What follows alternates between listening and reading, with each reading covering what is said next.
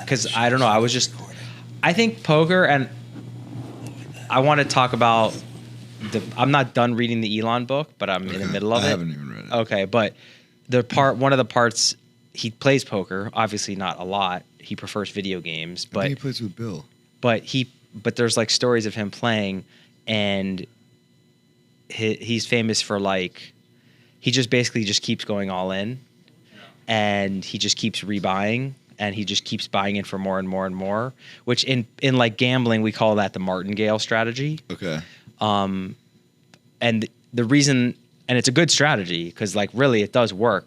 And that's the reason why in the casinos, when you go to play blackjack, there's a minimum and a maximum, because if there was no maximum, then you could just keep doubling down, and then eventually you're going to win. And then they're just coin flips, and then you just leave. Like, I'm going to bet 10, I'm going to bet 20, 40, 80, you know, and on and on and on and on. It's but like that. Did you guys see that? There was that high school football coach who just never, always went for it on fourth down. He never punted. Oh, I didn't see that, but So I've heard people analyze like the optimality. He never punted. He didn't have a punter. He only went for it on fourth. In high school? In high school football. It's a great place to test the theory. And it's like the martingale theory or whatever. Yeah, it is football. kind of similar. Because like, you're going to, the probability of you making it will go up every time because. Maybe I could see that. What did you change the temperature to? Turn it off? I mean, that's what Elon does with his companies. Like, well, he tried to, like, PayPal, he wanted to keep. Do you want to just join us so that you can like talk? I can. Are the cameras not calibrated for a third guest, or can they still be calibrated for? It'll take a minute to do it. It's good. Are you recording now? No. No. That was his strategy in his companies, because they all, if you notice, like with PayPal, they all Here. came. Yeah, just get it like about.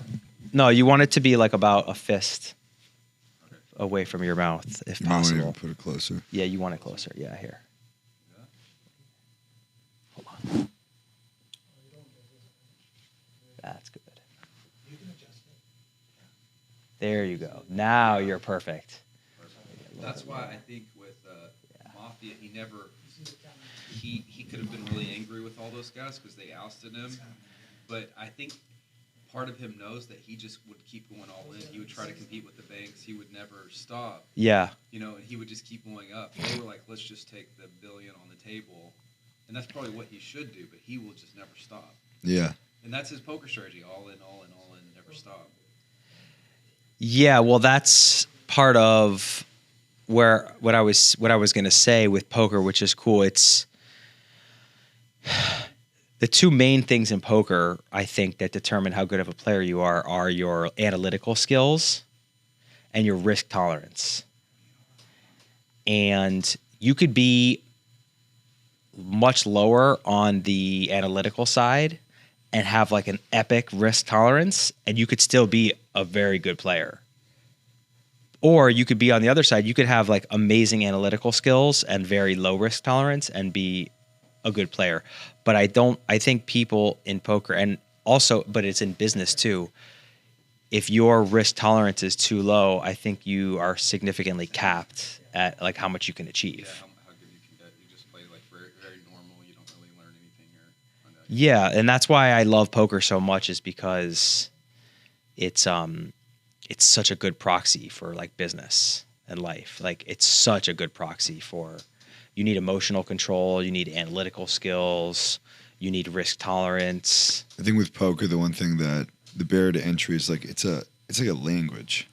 Like there's a structure to it, and like unless you know the structure and know how to figure it. Like when I'm playing, I'm not like thinking about probabilities and equity, and like I don't have the language to be. But literate. you do. You're a smart guy, and you have a high. I assume you have a high math aptitude if you're in finance. So like, you know that if you have two spades in your hand, and two spades come out on the board, for sure, and the other guy's betting a lot, you're like, okay, I probably need to catch a spade to win this hand, and there's 9 other spades left in the deck, and so I have 2 chances at it, so I probably have like 35% chance. Like, you know, like roughly. For sure.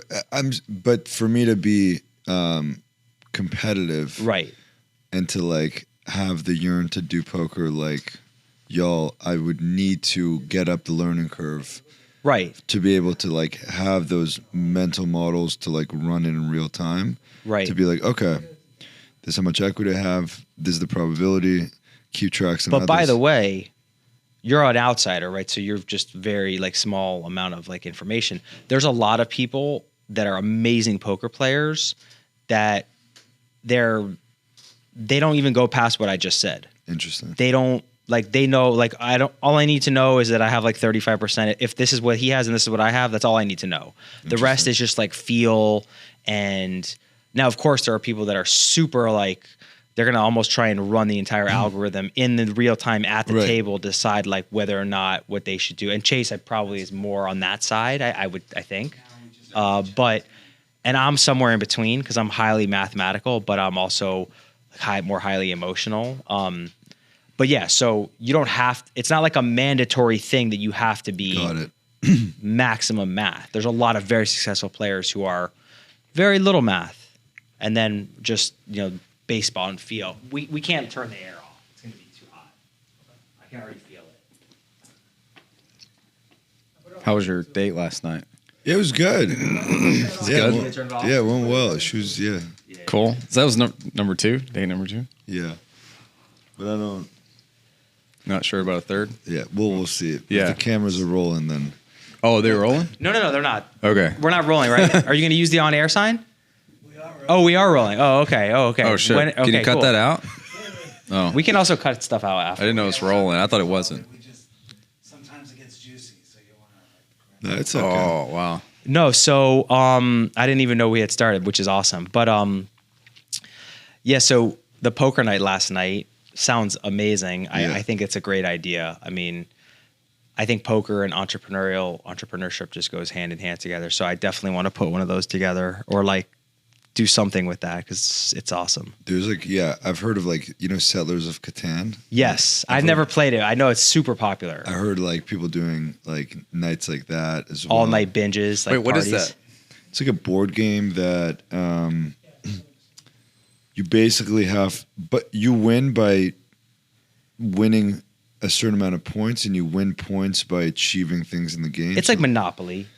Effectively. From a conceptual, just so you It's quickly like new? It's like a new game? No, it's Settlers been of Catan. No, it's been around for a like while. 30, 40 years. But young people play it too. Like I know, I've heard of stories of people drinking and playing it all night long. My like when we lived in college, we had like nights where we just like didn't leave and played for like 6 hours. Yeah, it's like very bingeable. Because games are like, they're like anywhere from 20 to 40 minutes, and you just like. Oh, that's Over how and long. over and That's how over long they again. take, and you just keep. Oh, it's not. That's It's kinda cool It's that like there's- repetitive. Oh, so you can like play best of 10. Yeah, or 11. you play with like 4 or 5 people, and like one person wins the Right. game, and then you're like, and then by like you've played 3 times, and like 3 different people have won, so then Right. 2 people haven't won. They're like, no, let's go again because So they you just wanna want win. more. It's not like one long session no, that no. keeps going. Oh, okay. You could do it like you could do like best of whatever, but the Yeah. probabilities of like 5 different people being able to win best. How many people can you play it with? Is there a limit on how many players can play? I think it's 5 or 6. Okay. But then you could do team. Yeah, it's like you could have like 2 people managing one team. If Like you really want to do, teammates? you could have like 10 people playing, and just like have 5 teams. Oh, so so but just to get that's more like involvement. if you really want. Otherwise, you just open up another table. Right. Yeah, like I was saying for poker night, you can just Yeah. or add more tables and Yeah, more people exactly. show up. So I want to talk a little bit about your funds, so we get an idea of what you are as like a career person, because we're Yeah. talking about a lot of other fun stuff too. And I do feel like there's a lot of overlap, but it's called Balerian Space Ventures, Yeah. right? So tell me a little bit about it, because we've talked briefly, but you haven't had a lot of one-to-one time for you to kind of fill me in on that. Yeah, so we're like a space and defense focused venture fund. Okay. Started 3 years ago under a different name called Explorer One. we made the mistake of naming our first fund with a number. And then when we got to our second fund, we were like, Explorer 2? No, because Explorer 1 was the first satellite the U.S. ever sent to space. Okay. It was like the U.S.'s response to Sputnik. And then we were like, so then we decided to go Balerion, which is named after a dragon from Game of Thrones. I was gonna say I was researching it and I typed it in and there's all Game of Thrones stuff. I'm Yeah. like, this is so cool that they named the fund after a Game of Thrones. Yeah, it's named after a dragon that comes in after a war and melts down all the armor to make the Iron Throne.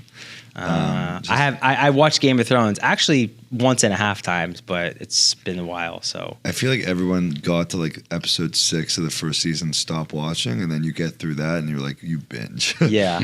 Also, the second time I watched it was like significantly better than the first. All those Yeah. shows, like I It think was that so the good. second time you watch it, you get so much more like entertainment and value because you kind of know what's coming. Yeah. And you have like the context to save it into your brain, like And you in get the to right pick place. up on different character. Yeah, you're like, I know why he's backstories. doing that now. Yeah. I know why he moved that drink there because he's For trying sure. to kill him later. But the first time you watch it, you don't even know. You're just trying to keep up. Yeah, The you names are, like, exactly.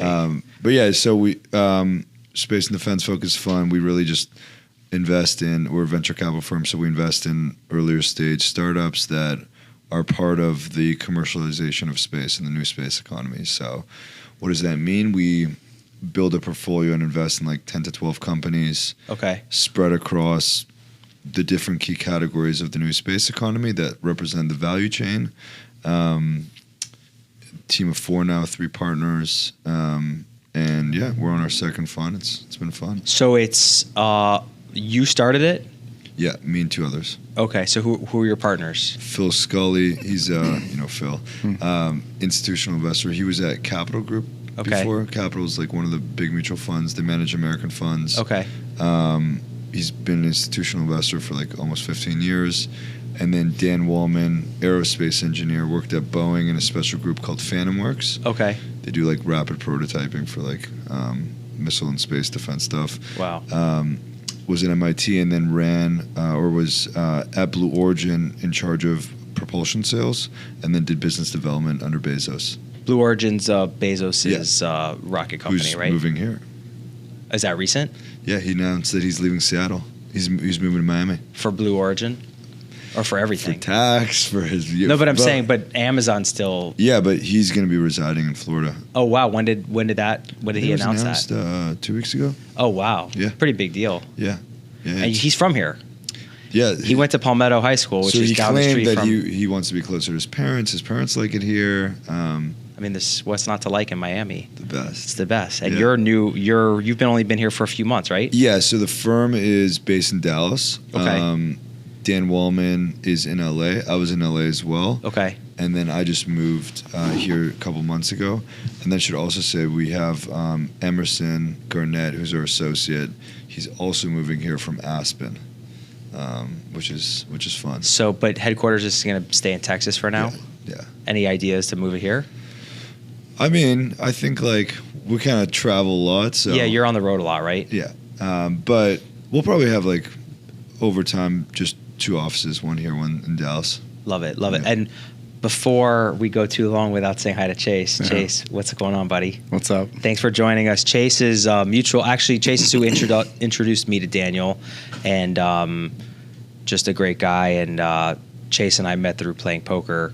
And you kind of met Daniel through poker as well, or? I think it was late 2021 at the. Arpas. Was that one of your first events, or Yeah. you've done several before? Yeah, that was our first event. We actually met through a company we were looking at and evaluating in the space tourism space. Oh, so you met him through the venture capital world? Yeah, not through poker. through early stage investing. Okay, world. so yeah, Yeah, okay. venture capital. And then James came to one of our events, and then we just hit it off, and then we've just Perfect. invested together in some stuff in space. So, what are the is all your investing public or no right now? All private. It's all private. All So private can you companies. talk? Do you talk about the companies that you're investing in publicly or no? We can. Sorry, I thought you meant do we invest in public companies? We just invest in private companies. Okay, you invest in private companies. But it is public information what we invest Oh, into. it is? Yeah. Why is that? Is because your fund is public or? No. like we can put out information Okay. on what we invest into Okay. because we are supporting our company. Right. So You're just transparent. yeah, Yeah. Okay. That's what I thought. I don't think it's very typical that a venture capital firm would not disclose what they invest into. Okay. Typically, VC funds will have on their websites their portfolio. Okay. So you can. So it's just like a matter of transparency and just standard course. Yeah, as opposed because you're trying to build a brand for your firm. Your brand is mostly determined by the success of your portfolio. Sure. So if you were to invest in, if you're a venture capital firm and you invested in Google Right. in you wanna the early 2000s, make sure everybody knows that. and then you Yeah. did really well on it, then you want people to know. So keeping it private wouldn't be to your advantage if you want to grow a firm.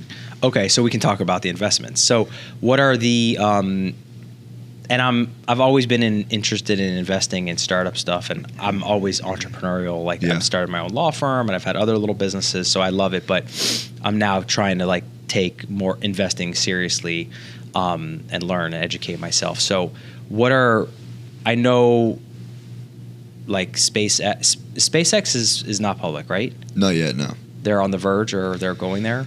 It's a big question, yeah. But you can still be invested in SpaceX if you're a fund. Is that how it works? Yeah, you can invest in SpaceX in their private financing rounds that they're raising Okay. from now until they go public. And are you guys invested in SpaceX? We're not. You're not. Okay. Yeah. What about Starlink? Is Starlink inside of SpaceX, or is it a Correct. separate company? Starlink is the telecommunications product under the SpaceX umbrella, and then SpaceX also has a launch business. And Okay. They have other business units, but that's the two primary But ones. everything Starlink related is owned by SpaceX. Correct. And then SpaceX also has the rocket business. Correct. And it's assumed that, well, there's a lot of speculation that they'll actually spin out Starlink Okay. and take that public Okay. and keep SpaceX's launch business private. Interesting. And because the big revenue driver for SpaceX and for the entire new space economy is satellite communication. So when you say the launch business, basically, is that the process of just saying I'm a launch company and you need stuff in space, and I can take your stuff to space for you and get it into orbit? Correct. That's the launch business. SpaceX Okay. SpaceX in the early 2000s started, and Elon's vision, and you mentioned you're reading his book. I think Yeah. I haven't read it, but I think Yeah. he describes this. His vision was to build a company with the goal of getting humans to Mars. Right. And in order to do that, you need to first solve the problem of affordable and reliable access to space. Right.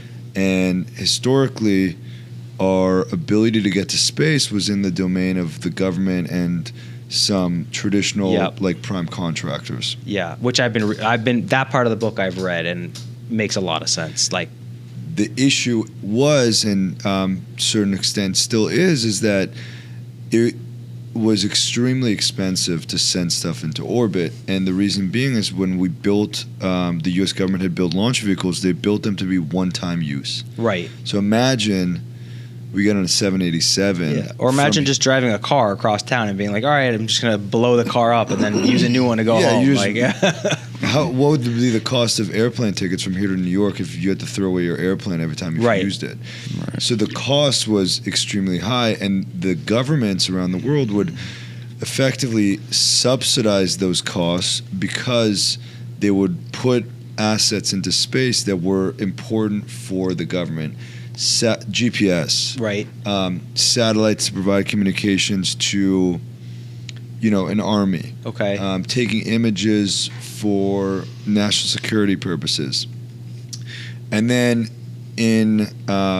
after the Challenger disaster took place and sort of the Cold War ended with the former Soviet Union, the U.S. government decided to basically hand launch over to the private sector. Mm-hmm. And they said, we're not going to do this anymore. Okay.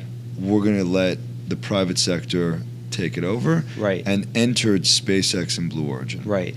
And then Elon, But they were still using cost plus, which they talk about in the book. And I think that Correct. was Elon's. This is where I love Elon and poker, because I think he understands. He doesn't necessarily call it like a game theory, but he understands that, like, show me the incentives, I'll show you the outcomes, kind of Correct. Charlie Munger Correct. thinking. And I think in the book they're just referencing how he was just like, this is just terrible. Like, cost plus is it's a disaster for like getting shit done, because the results are never going to follow. And for those that don't know what cost plus is, it's the idea that the U.S. government would say, build me a launch vehicle, and one would say, okay, it's going to cost me $1 billion.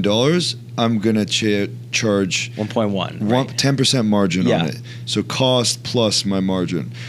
But the incentive there is just to build up the cost, Right. because it's almost a jobs creation program in your organization. You can hire more people, you could pay more, but it's not efficient.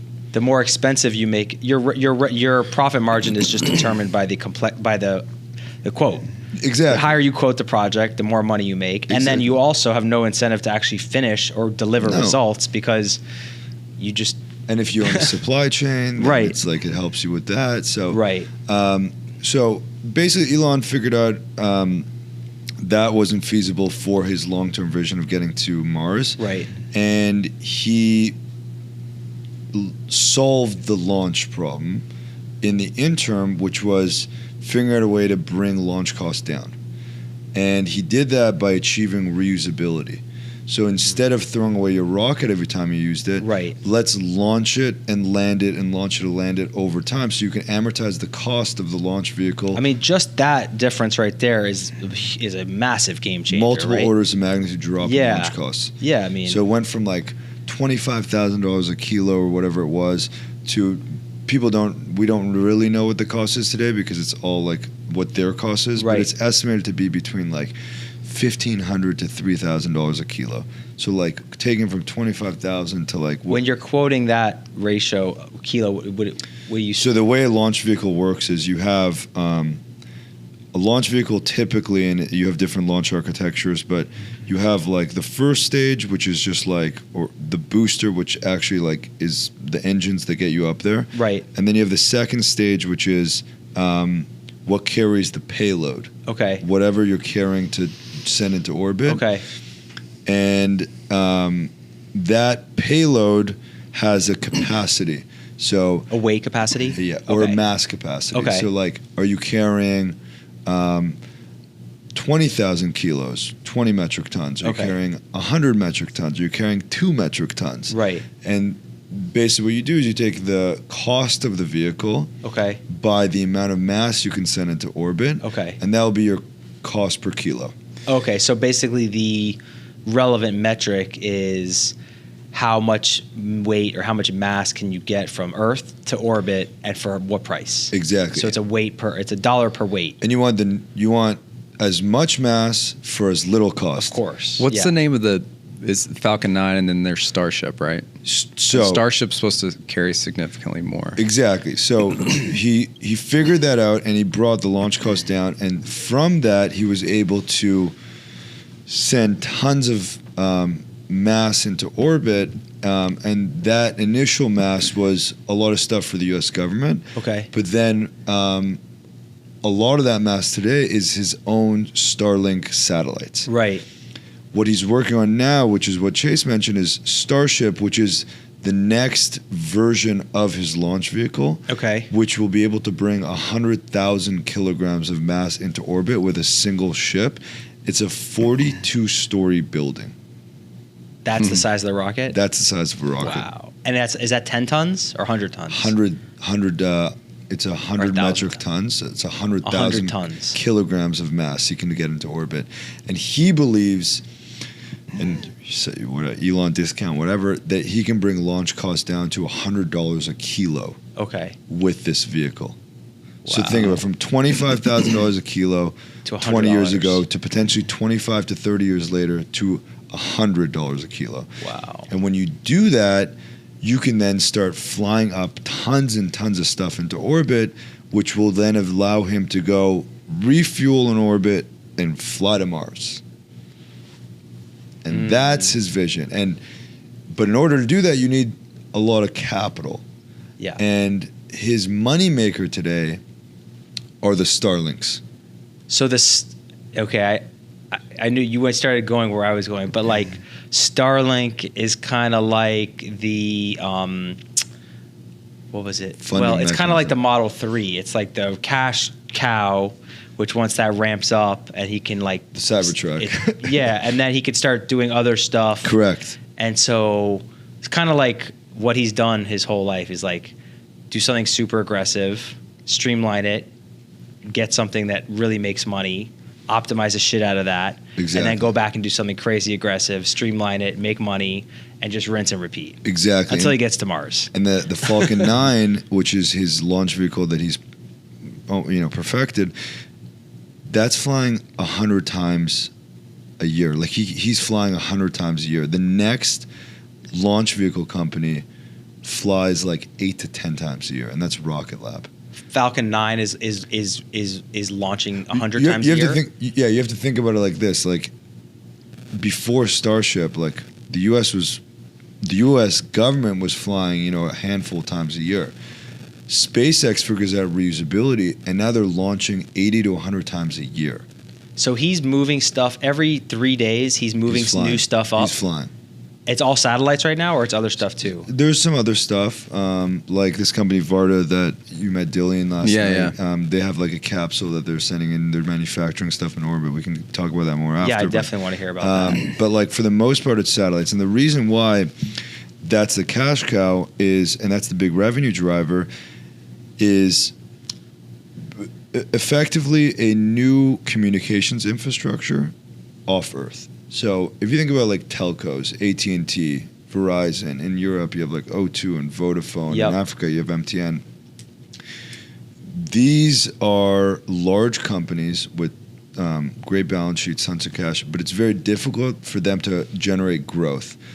And generating growth would be acquiring new users. Right. But in established markets like the U.S., those new users are people who live in very rural areas. Right. And for you to capture those, you need to build out communications infrastructure in those regions. And for you to build out communications infrastructure, that means building out cell phone towers, Okay. or laying fiber. Right. And the unit economics don't make sense. Below a certain density, it's cost prohibitive. But you're going right? to go Yeah. capture 1,000 people in rural Montana And and do start like a building crazy out investment and pipes tens and- of yeah. millions, hundreds of millions of dollars of infrastructure. No, it doesn't make sense. But now you have a new communications infrastructure that allows you to capture those customers at a profit or break even, and that is satellites. Yeah. And that is because launch costs came down so much, and that's because he's building this global constellation. So today he has 5,300 satellites or something like that in orbit. He wants to have 42,000. Yeah, I was watching a few videos about Starlink and where it's going, and the 45,000 number, I think, is what they quoted. And there's a plan to have like an iPhone could just, instead of having Verizon, I could just Set have the phone. Starlink Yeah. basically on my iPhone, which is amazing.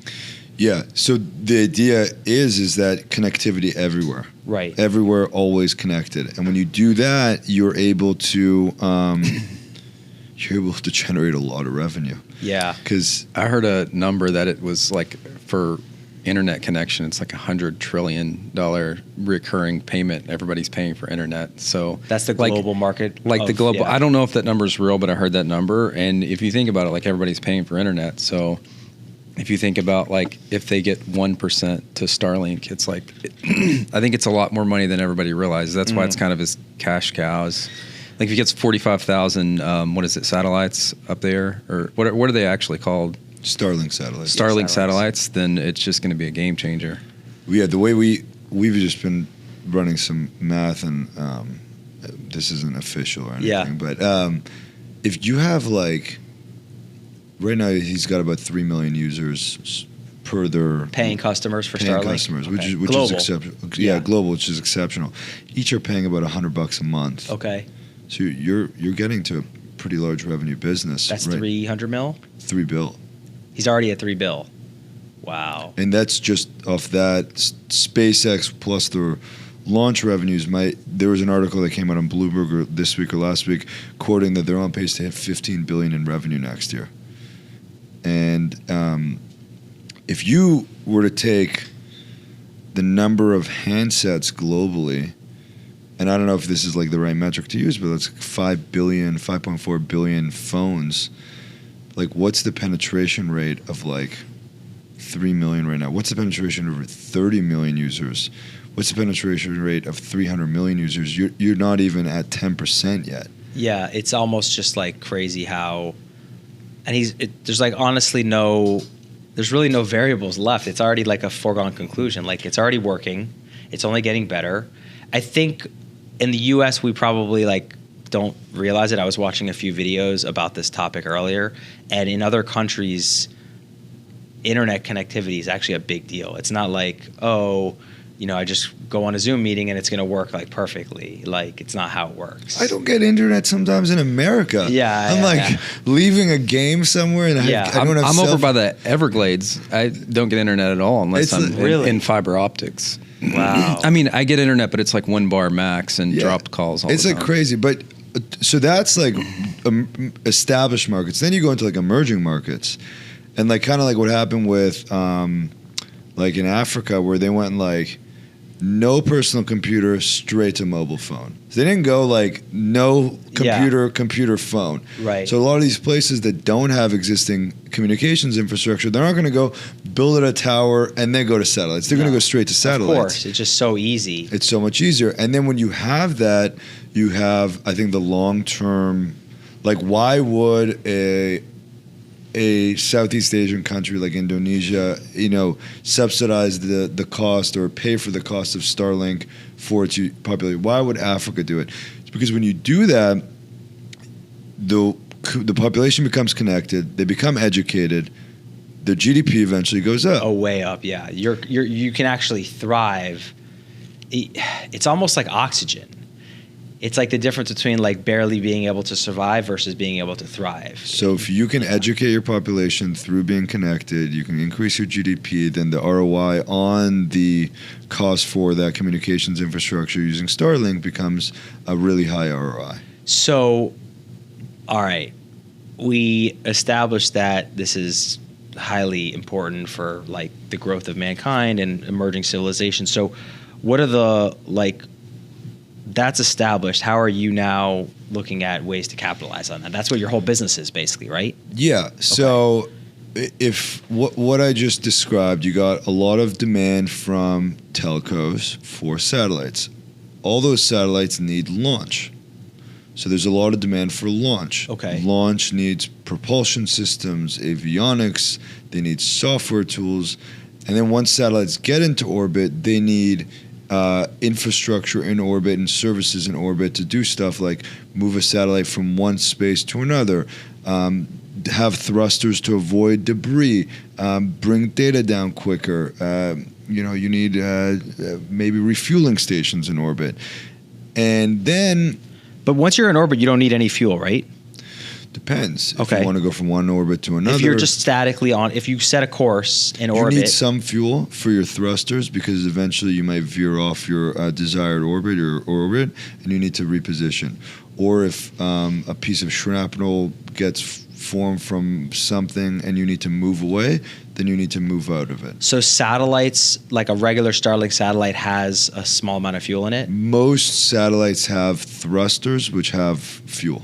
Okay, and they don't, like a day-to-day, they don't need it, but they need it occasionally for calibrations? If they want to image this versus image that, they may reposition using thrusters, or they might be actually on the satellite bus. But so all satellites do have some ability to change course on their own? They should. Okay. Yeah, they should. I did not know that. Yeah. And so when you look at that, all those different categories, we kind of define them as the different categories of the value chain. You have propulsion, and then you have launch, and then you have satellites, and you have in-space infrastructure, and then you have emerging applications. And what we do as a firm is we kind of map that out and invest in different companies across the different categories in the value chain.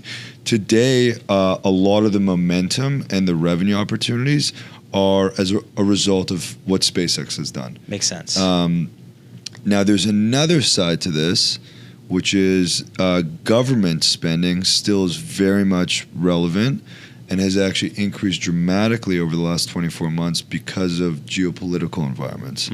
And the DoD is still one of the largest customers for space assets and space technology. So you have commercial revenues from space, and then you have defense revenues or government revenues from space, and those sometimes overlay on top of each other. So you have like this you still have this subsidizing mechanism from the U.S. government that can act to subsidize the infrastructure build out of different categories or the scaling up of different categories.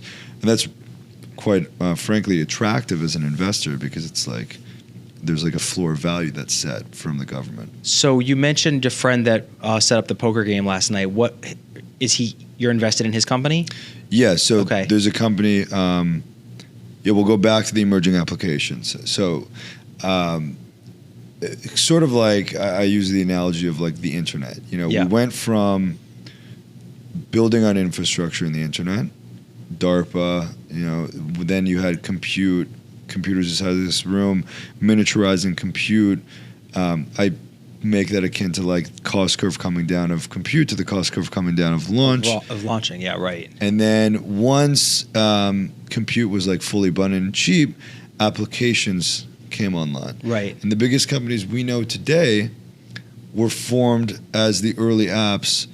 Well, then you have operating systems, and then you have the apps, but True. it's kind of the same thing, Yeah, right? so Once the computers can run the OSs, then the OSs can support the individual apps. Exactly. And then it's just like And then you have, but like Microsoft, Amazon, Google, Facebook, and then you get into like Airbnb, all that kind of stuff.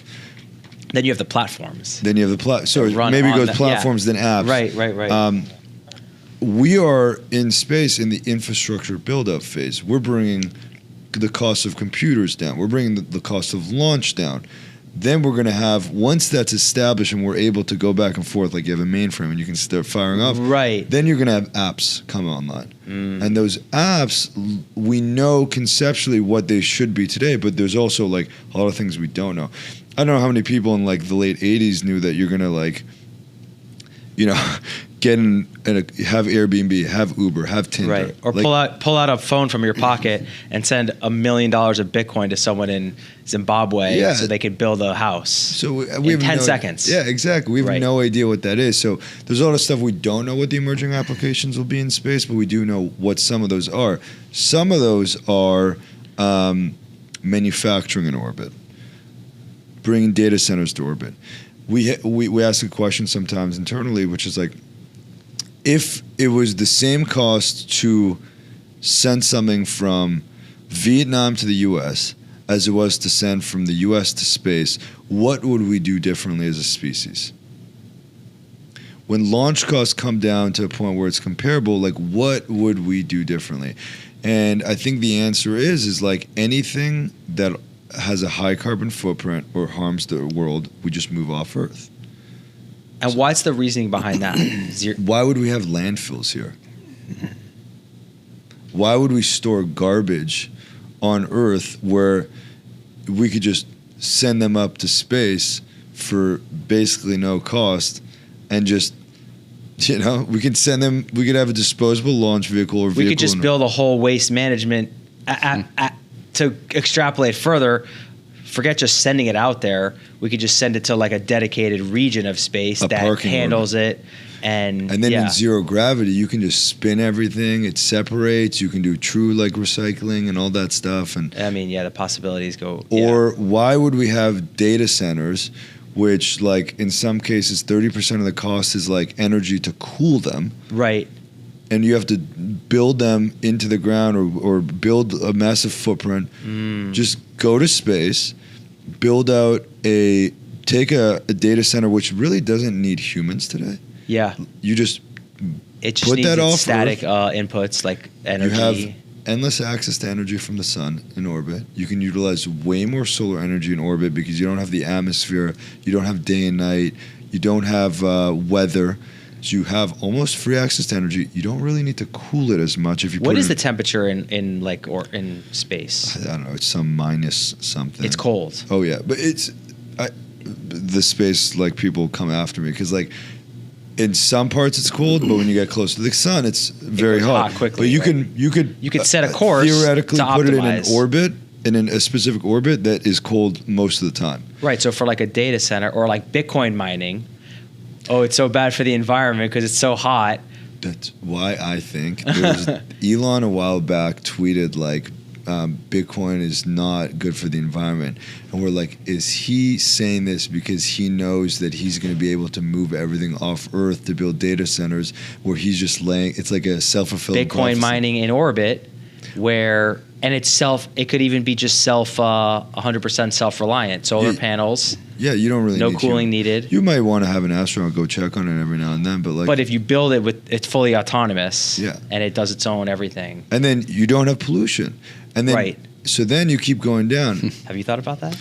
I mean, I think about a lot of things, but not on this level. No, That's I pretty- honestly, I think honestly, we've talked about it a we've little talked bit. about it, but Yeah. honestly, when you said the waste management thing, I'm like, how have I not thought more about that? Because that's one of the most obvious things, that you just move the waste out into the universe. Because we're somewhere. thinking concept. You set that tone where, like you said, where you're thinking, you're forcing yourself to think conceptually. Like, if it's the same price to go across the country as it is to go to space, what changes? Well, we just watched the launch costs come down. Right. So it's like, well, if it's here, where are the unit economics that allow us to do certain things? If it's here, it opens up. If it's down here, it's the same as what we do on Earth. So like, where would we go? Right. So one of the big ones is manufacturing. Okay. So think about a factory. If you have a factory on Earth that consumes power, that pollutes, that just those two things, you just move manufacturing off Earth. You have dark factories that like the lights are off because they don't need humans because it's all fully robotic. So like if you eliminate the need for humans, you put factories up in space, it's actually a better environment, to do certain things in orbit because of zero gravity. The gravity makes the things a lot cheaper, right? Well, so like what Varda is going after is like biopharma, like manufacturing drugs and doing research of drugs in orbit. So like the molecular structure of drugs in a zero gravity environment could presumably be altered, where you could like take a drug that can only be offered in a certain way, and then you change its molecular structure, and now you can offer it like orally through a drug, and you can like expand the TAM. Or you do, or it's like you have a drug that is nearing a patent expiration, and you change its molecular structure, but it still has the same efficacy and delivery mechanism, and now you have the patent life extension. Or in certain cases like Z-band fiber optic cables, where on Earth, when you pull them, that's how you like make them, you pull them, gravity has an effect, but in a zero gravity environment, you can make them more uniform, which results in a higher data transmission rate, which means you need less amplifiers on the bottom of the ocean, which is like a couple $100 million capex cost saving. You were going to say something? No, I was going to say, I remember in 2021, there's a company at the event you had, and they actually like reposition things with robots, and that's the first time my mind was kind of blown, because it's just like the idea that people are developing robots that actually reposition things that are already in orbit and things that happen of that nature. It just kind of like, and then I think one of the first things when I was talking to Daniel about like how many how many funds are there out there that invest in space? And I was surprised that there wasn't more. Yeah. And I feel like since that point, like late 2021 till now, it's just like a lot more people are talking about it. Yeah. But I don't know if I'm hearing it more because I'm in some of the group chats and I'm Yeah. like, oh, this article's like mind blowing, and then your Google feed starts feeding you space stuff, and so you get. You look at one thing, you're and like- that's all that it shows you now. But it makes me believe that there's just a lot of people that aren't looking in this direction now because they haven't reached the point of understanding that all these things are possible. And Well, until it I gotta does something for you, it's One more like thing, that. I got to leave in like 2 minutes because I'm. It's hard for me to leave because this is so insightful and interesting. But I got a meeting like literally across the street. No, I we gotta- pulled you in at the last second. Yeah, so I'm just going to peel He off. was and sitting y'all on are the talking. couch, and he kept talking to us. I'm like, well, you don't have a microphone. So Yeah, get on the set. No, I'm going to come by for like 20 minutes or something. But this is fascinating, so I'll be happy to watch this later. But it's awesome. Was there one more thing you were going to say, or? I think that was it. I just think it's worth noting that, people may watch this and they may watch other things, and you're like, there's a whole group of people that don't know that that's possible. All the things that are possible, and they don't know that you can actually make money from all these companies that are incubating, like Varda. Like, nobody knows that the molecular structures can be different and optimized in space in a different way, and there's companies doing that. And he has like a capsule now that's currently in orbit. Well, that's if you currently think in about orbit. it conceptually, like on Earth, it takes a lot of energy to go a mile, but in space, you could just set a course and you'll have traveled a mile with very little effort after a certain amount of time. So just keeping it on that, like, yes, the idea, so if you extrapolate out, like the fact that there's zero gravity makes such a difference in like getting from point A to point B. It's so much extra resistance. It's going to make a difference in a lot of things that like you just haven't started to think about yet. Yeah, now I'll humble ourselves, because getting out of Earth's gravity well is You very pay a difficult. high price. Is very difficult. And that's why launch is so difficult, because it is rocket science. But it's a lot easier than it used to be Because by a of- factor of what, 250 now? Whatever it was. Isn't yeah. there some interesting debate where Bezos he's using, I think he's at the point where he's using reusable, but Elon's like, well, you still haven't made it to this stage of orbit yet. And that's kind of like Yeah, so Elon's, and I don't know these people personally, but Right. like from the industry and what You they soon still- will once you've got enough investments in space. Yeah, well, Elon wants to go to Mars. Right. And his vision is we are one cataclysmic event away from our species being destroyed. Right. We need an insurance policy. So Mars is not a pleasant place to live, but it's It's our habitable. best option, right? That's his vision. Jeff's vision is kind of to the point I was describing earlier, is Earth should be zoned light and residential, and space should be zoned heavy and industrial. Okay. So they're both very honorable, and I think I would attest to both. Like, Sure. I would want to Run, do both. Okay. Good to have you, buddy. Take care. Watch out for your head there. Don't run right into that camera. But basically, Elon went at it which was like, let's start slow, and Right. Jeff was like, let's go after the biggest problem first. They're both trying to, Okay. I think, tackle the same thing. So Bezos doesn't really have any goal about getting to Mars. No, he just no, that's sees the space as an amazing commercial atmosphere. I think his appetite for doing it the way he does is that he wants to save the environment, or he wants to keep Earth sustainable. Bezos or Elon? Yeah, Bezos. Okay. So he wants to take everything with like a high carbon footprint and that's destroying Earth and move it off Earth. Anything that would be better and more efficient in space should go to space, basically. Okay, So- that makes sense. But Elon agrees with. I don't think Elon objects to that theory. He just also thinks that we should be able to inhabit Mars and maybe other planets, Exactly. because why not? Exactly. That makes sense. Question I had: logic would tell me that like a solar panel on Earth generates X amount of energy per whatever the metric is, and in space it would go up significantly. Is that valid or no? Yeah, yeah. Because So you're just closer to the sun. Yeah, it's I think it's you utilize like 18% of like solar energy on Earth, and you utilize like 89% in space, something like that. Oh, so Might- it's a It's considerable. Oh yeah, because yeah. you're in the vacuum of space. There's no atmosphere. Yeah, for There's all no those day reasons, and I would night. think that it would be drastically more efficient, but I just didn't know. So one of the apps, the applications that this is, I think, still further out, but it's called space-based solar power. Okay. And the idea is you take like solar arrays and make them the size of like a football field in orbit. Okay. In an orbit. You harness all that energy, you capture all that energy, just like we do on Earth. And then you convert that energy and beam it somewhere.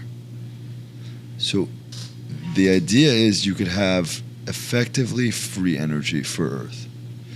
So you'd beam it down to a ground station. Do we have the technology for beaming energy like that already? Yeah, but the issue is like It's like sniping a fish out of like a airplane. So we have it, but it's very rough. It's very difficult to get it back down to Earth because you're traveling around Earth at such high speeds when you're in orbit, or you just need, if you go like fixed location, you need a massive laser to bring it back down, and we don't have that yet. But as long, I mean, it's like everything. Once we've started the process of it, it's only a matter of time before we get to a point where it's like usable and efficient. And Yeah, so there's lower like cost. you can kind of like figure out on a smaller use case, which is like on the moon. So the moon has like assets like rovers, landers. You might have like a habitat for people in the near future. But the moon has 2 weeks of sunlight and then 2 weeks of darkness. It's called the lunar night. Okay. And when you have 2 weeks of darkness, you don't have access to sunlight. Right. So everything freezes. It gets like minus 170 degrees or something. Okay. And so you can either power those assets with something like nuclear or like a radioisotope power system or like hydrogen fuel cell, or you have a satellite-like thing in orbit that captures energy and then beams it down to the surface of the moon. And that is probably going to be like the first use case of space-based solar power because it won't include humans. And if you mess up, like, okay, It'll be like a good testing ground. Yeah, exactly. Interesting. Which company's doing that? There's a handful, but Okay. we're looking at a company. We've been talking to a great company called Xenopower that's doing. They're doing radioisotope power systems for the assets on the moon. Wow. So you want to back it up? And did you tell me about the buddy? What is his company doing? Varda. Varda. Yeah. Did we go into that? Yeah, so they're doing the manufacturing in orbit. Manufacturing in orbit. So they have a capsule that manufactures stuff in orbit, and they have a capsule right now in orbit. What kind of stuff are they manufacturing? They're doing like research for biotech. Oh, that's right. Yeah, we talked about that. Yeah. So what other stuff interests you? Like what other apps for the? I mean, you could go into the apps all day. It's like the funnest part of it. Yeah. But like at the end of the day, we're just focused on looking for businesses that can generate like substantial revenue in the near term, because that's the only way this industry survives. And a lot of that is in the supply chain of the satellite communications side of things. A lot of it is connected to sort of like what the government needs for defense-related applications, propulsion systems, satellites, buses, communication systems, stuff on the moon, and so on. So we try to be very conservative in our approach, and we try to find categories that aren't prone to timeline slips, because one thing could be 5 years away, and the next thing you know, it's 10 years away. And as an investor, that's, your IRR just continues to go. Yeah. And you got to be careful. We still got to drive returns. Right. This is something I thought of when we were talking earlier.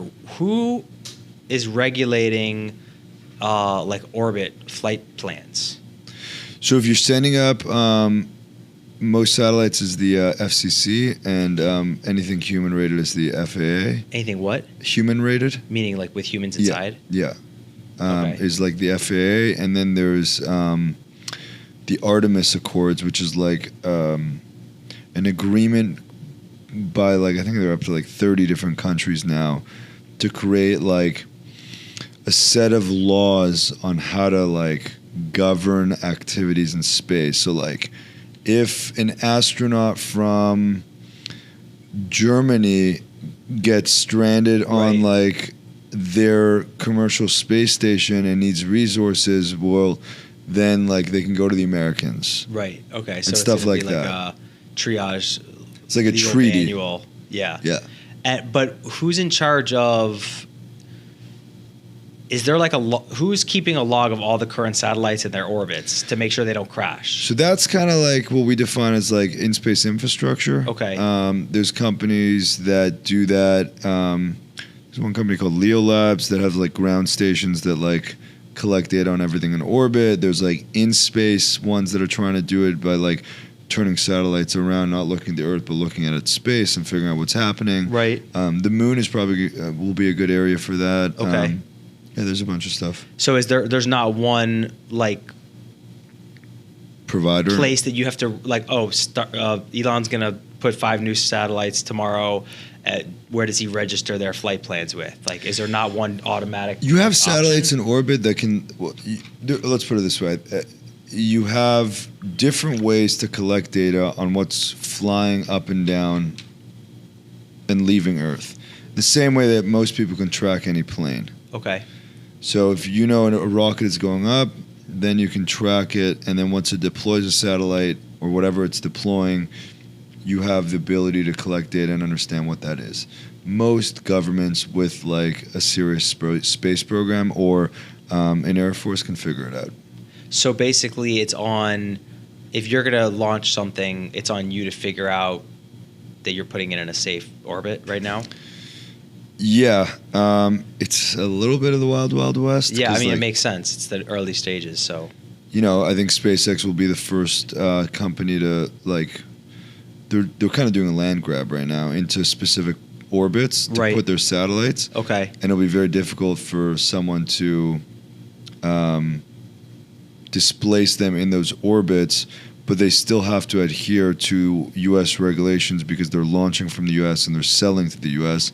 So the U.S. government says, like, oh, you have to make room for this other company. They still have to comply with and U.S. then law. SpaceX says no, then the U.S. can, like, the U.S. Stop them government from launching. stomp them, but then the U.S. government doesn't have the ability to launch their own satellites on SpaceX. Yeah, Wild West is definitely a good way to describe that situation. With Starlink,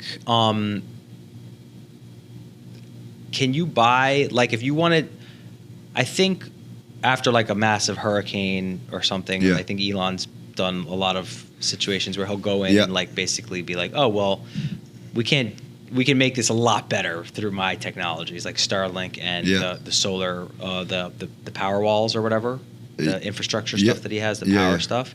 How does it work with? Could you like just get an entire city internet with like Starlink? Does Starlink make like regional stuff? Do you know? Like So- Wi-Fi for a whole city, I basically. think how it works, and I could be wrong, is, you know, they build out a constellation, or any satellite communications company. Okay. Like anyone. Yeah. You send satellites into orbit. As you add more and more satellites, you have the ability to get more coverage. Okay. And as you have more coverage, you position the satellites according to the markets that you want to cover. Okay. So, like, now they add more satellites. Now they can bring Amsterdam online. Okay. Or they could take their satellites that they currently have and position them to Amsterdam if there's a lot of demand. They're just kind of like, because you can shift the satellites to cover what you want. Can you, when you're a satellite in orbit, can you, and like say you're a satellite that's dedicated to England, just whatever, can you be in orbit and can you only, Be fixed on it? can you be fixed on like Yeah. a specific, Yeah, those are geostationary satellites. so they like rotate with So the you Earth? got low Earth orbit, which, like, the Earth is here and satellites are going around Earth. Okay. Then you have, like, MEO, which is a little bit further out, which is, like, not going as fast around Earth but slower. And then you have GEO, and then you're fixed with Earth. So if you But want to you're like much further point, out. So it So goes you need with higher fidelity satellite, like imaging cameras, all that stuff. and so the function then is like the closer you are to Earth, the faster you move around it, and the further away it gets to a point where that's the variable that you manipulate in order to change your speed. Yeah, so GEO, you can be like geostationary, so you can be fixed on a location, Okay. but it costs more to get up there. Right. You need more fuel in your Okay. satellite to get up there, and you need cameras that can Higher resolution. high resolution. But why does a satellite need cameras if it's just providing internet? What is Well, what's the advantage? There really isn't an advantage from going so far out to be fixed to provide internet to that one place, because the closer you are, you can get coverage by adding more satellites. And makes it's sense. much cheaper. so. Okay.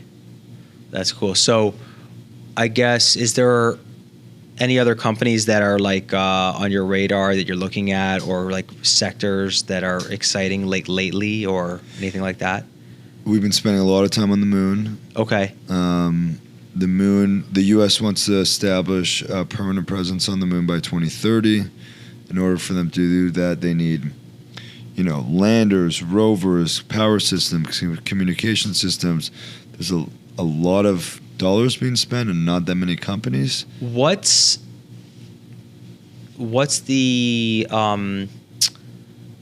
so the moon orbits us, obviously, and then what is the atmosphere of the moon?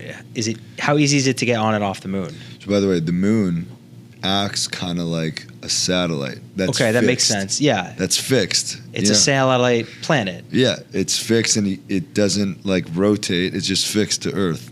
But it does. But it does. It moves around the Earth, right? Obviously. But it moves with the Earth's, or like you don't see the backside of the moon. Oh, so it moves with us, but we spin also. So that's why we only see it half the time. Yeah, exactly. But we always see the same side of the moon. Pretty much. When we see the moon, we always see the same side. Yeah. Ah, I didn't know that. Okay, so back to my other question, which is getting on and off the moon. So the moon doesn't have Earth? any atmosphere. Okay. It's just like the vacuum of space. Okay. But it has gravity.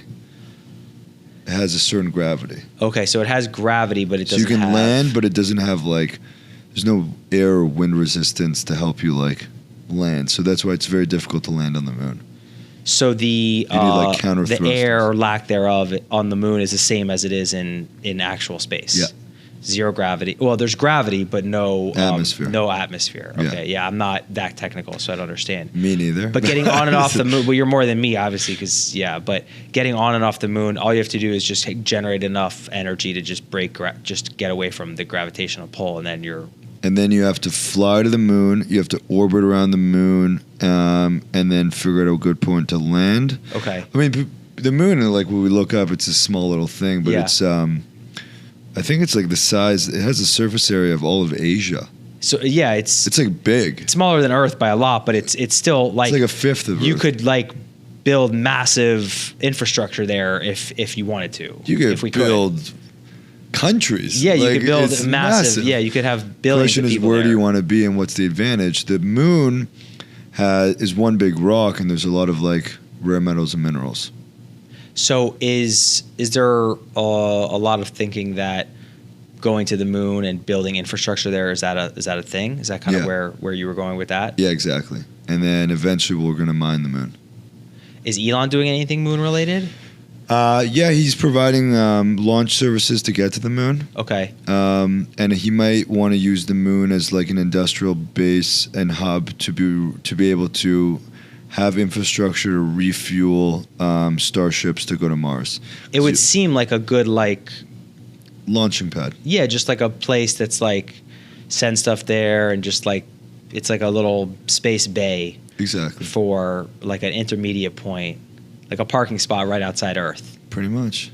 That is very interesting. Highway. But nothing's being built there yet. It's just stuff is stationed there, like rovers, like you said. The Chinese have a rover on the moon. The Indians landed a rover on the moon.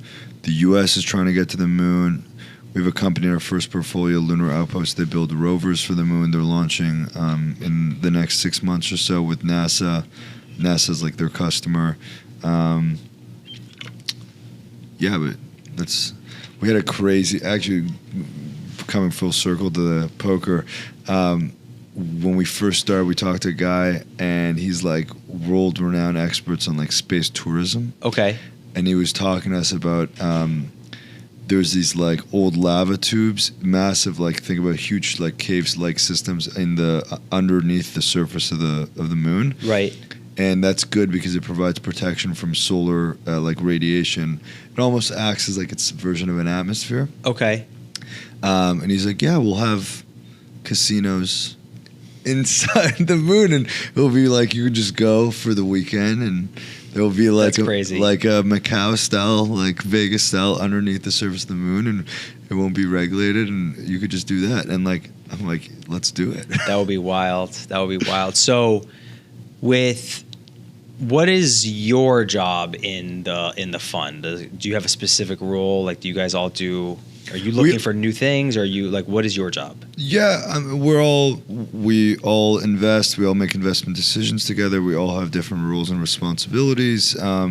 I'm primarily responsible and interact with a lot of our investors. Okay. And talk to other investors in the category. But yeah, we kind of do everything. So you're more on the. Are you guys always actively looking for investors? Yes, but we don't promote that. Yeah, I mean, it's not like you're Yeah.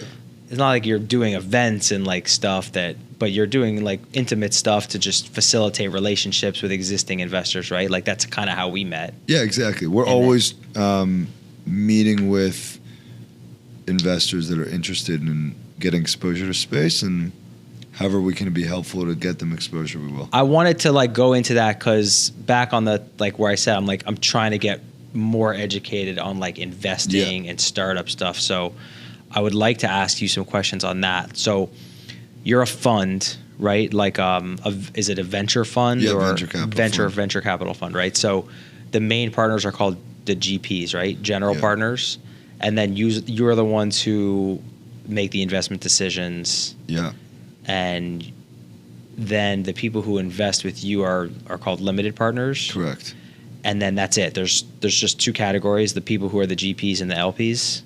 Yes, and then so there's the GP, and then the LPs, and then you also have a management company that like facilitates all the back office stuff. And, Okay. like, basically, it's like what runs like the actual business of the fund, so expenses, payroll, insurance, all that stuff. Yeah.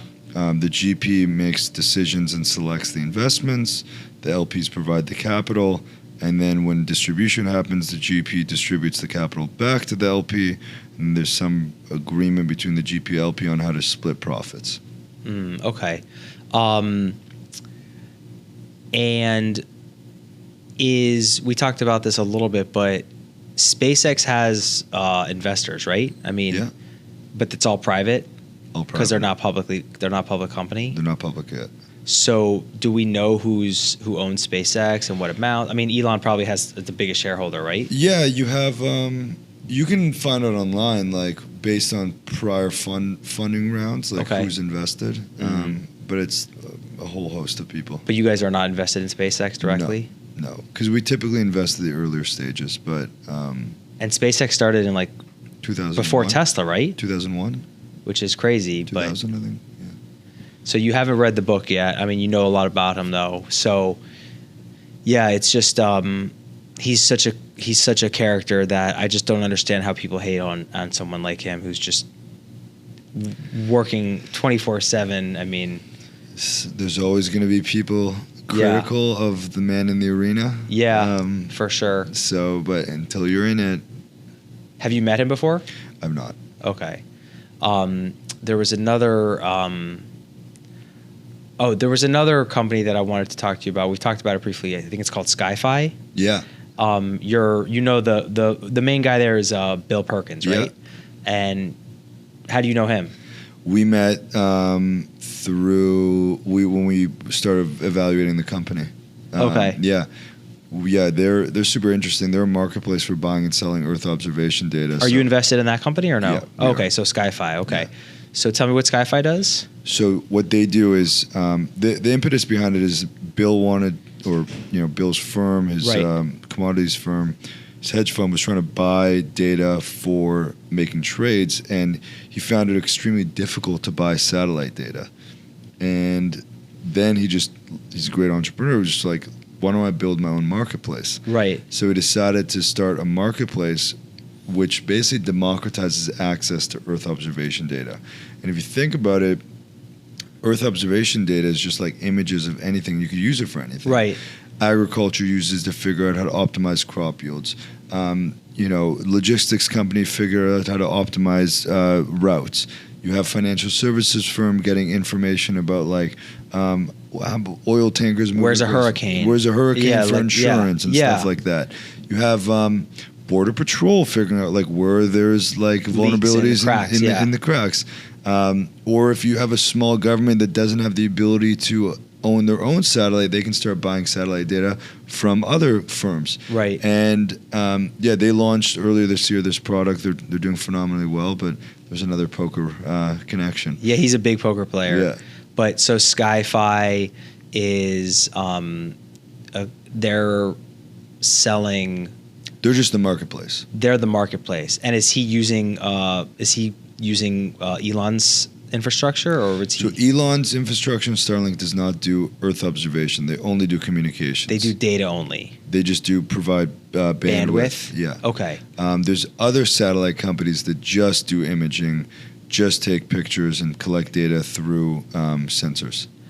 But are those companies using Elon's launching? Yes, Because everybody is, right? pretty much. How many launch companies are there right now? A lot. There are. There's like some quote 100. I don't think it's that anymore, but there's a lot, and we need more of them. We need more to work. But by volume, what percent of launches is SpaceX? 90. Oh, really? Okay, so they're 95. 90% of the launch market. Yeah. And is it going up, or is it going down, or is it stable? We'll see if We'll see. Starship comes online. If Starship comes online, then they'll be able to go. Well, launches isn't necessarily the best metric. It's by weight, right? Exactly. How much? So how much weight? Who's moving the most volume into space? Who's moving the most weight? Who's moving the most weight? Elon. Elon. That's funny. Yeah. But so he's basically the only game, not only game in town, but he's the biggest For now, game yeah. in town. Exactly. Interesting. Yeah. And is that business already super profitable too, or no? They don't really provide that much information. Mm. There was, I think they recently mentioned that Starlink is profitable, but not. I don't know if they talk about the launch business. Because still Starlink is still inside SpaceX. Yes. Like you said, they're going to Yes. maybe spin Yeah, it off. yeah, So exactly. that's amazing. Yeah. It's amazing. Yeah, well, I think, is there anything else you want to go over? I mean, I know you could talk about this stuff No, all I know, day. but also, yeah, I should probably get back soon also. But, Nice. No, this is amazing, man. Yeah, well, I thank appreciate you. it. I'll probably talking about this stuff. It makes me want to go and do a ton more research now, and then I'll have a million more questions. Bring them I've in. really peppered you, and you had a lot of good answers today. I mean, you didn't really say I don't know to anything, which is awesome. You probably should have said I don't know more. No, but I feel like you knew I mean, this is all you think about, and this is your whole job, and you're obviously really interested in it too. I So, love it, man. it's just so fascinating. It really does. It's the Wild West, but it's also it feels like the internet's just gotten created. Access to space is just Exactly. is just so new. When did I mean, it's right now, right? The cost per It's happening today. it's just in the last year or two, right? It's happening. Well, they achieved partial reusability in 2017, so it's 5 years. That was but the first re-landing of Yeah. that was the first ever time a rocket went up and came back and landed. I think so, except for a space plane, like the shuttle, but that's different. So it's just It's now, yeah. And people are oh, were you obsessed with space growing up? No, I wasn't ever that into space, but I think every boy, girl has looked up in the sky and been what is up there? right. How could you not be at least a little bit fascinated And or intrigued by? And I think curiosity is one of the core traits you need to be a half decent investor. Yeah, So it's I get to marry just theory, test, childhood curiosity Hypothesis. with business curiosity. right? Would this work? Let's see. Let's try it out. This guy's doing it. Is this guy? Let's give him a little money and see if his theory is correct. This guy's got a different theory, but he's Exactly. smart. Who's going there? So it's never ending, but it's really cool. Well, thank you for coming on. Thank you, man. Appreciate it. This is I look awesome. forward to the next one. Congrats on the setup. This Thank is you, sweet. man. I'm Yeah, glad. Thank you so much for coming in. This is great. Absolutely. Awesome. Sweet. Awesome. That was cool, man. What did we do? An hour and change, or no? Hour 15. Amazing.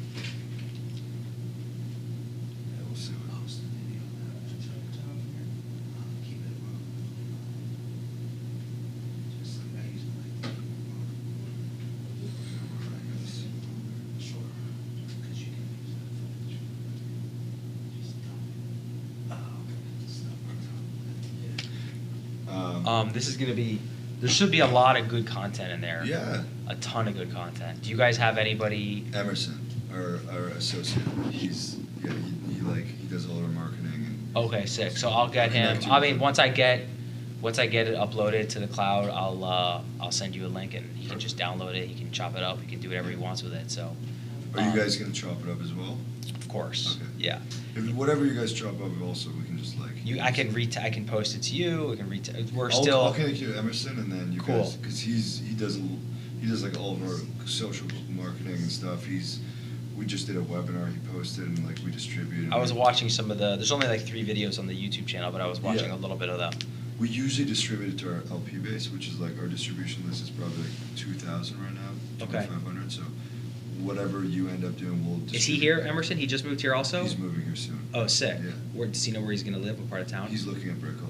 Amazing. Yeah. Yeah, connect me with him. I'd be Yeah, happy we'll- to talk to him. And he's younger or your age He's or my age? 26. Where's he from? California originally. Then yeah, his parents Amazing. were great. So you're gonna head to entrepreneurs. Kosher Kingdom now? Yeah, I gotta go. Nice. For Shabbat, before they close. for sure. Dude, Thank you, bro. this That was great. Yeah, this was great. Take your water. Thank you. Thanks, guys. Oh, Yeah, man. I'm super grateful that you came in and dropped. Absolutely. I really grilled you. No, this was easy. This Is it good? Yeah. I didn't put you on the spot too much, right? No. I was just curious. I like, That's once the you get me best. going. The only thing I wasn't able to talk about is we can't talk about we can't promote fundraising for the fund. Okay. That's why I was like a little bit. I don't know if it should end up sounding weird, but I was like, that's why when you were asking like, oh, so you guys like, what's your primary role? I try to like ski around it because Okay. Because that is your primary role, right? Yeah, because you can't like the SEC doesn't allow venture funds to like Market our fund. until like you've done something else, right? Until we're like SEC like Until we've you've done reached- like an insane amount of red tape bullshit. Yeah, exactly. So like that's why I was just gonna, and you guys can like I don't know if it sounds weird or sounds like Yeah, you can take a look at it. You And can see. take it out. No, I think it's fine. But that's why I was like, you can't. I can't be like. You're not supposed to be consumer facing, basically, right? I'm not supposed to be like, we're raising a fund, we're looking for investors, anybody interested in investing, please reach out, here's my They want email. people coming to you. They want. Like accredited, they Like, want we accredited can't investors. solicit Yeah, they want people investors. coming to you, and they want most of the. You can only take accredited investors, or you can take. I think qualified purchase is called, but. I forget the difference. Whatever it is, but yeah, we can't, I can't solicit investors. Yeah, no, I remember But I can that.